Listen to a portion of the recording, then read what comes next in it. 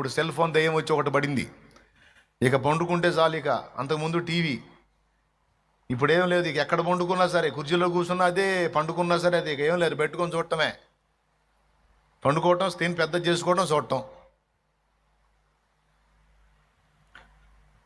కనీసం పడకకు వెళ్లే ముందు 2 గంటల ముందు స్క్రీన్ చూడటం ఆపేయమంటాడు. 2 గంటల నుంచి 5 గంటల ముందే ఆపేయమంటాడు, లేకపోతే నిద్ర రాదు అని. ఆయన ఆగుతున్నారా? చూస్తున్నారు.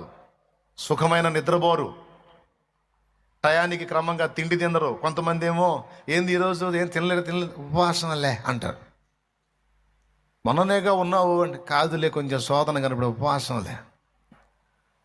గ్యాస్ రానంత వరకే. అదిగో సెల్ ఫోన్ ఒక డ్రగ్ లాగా చూపిస్తున్నాడు చూడు, అదొక డ్రగ్ అంట.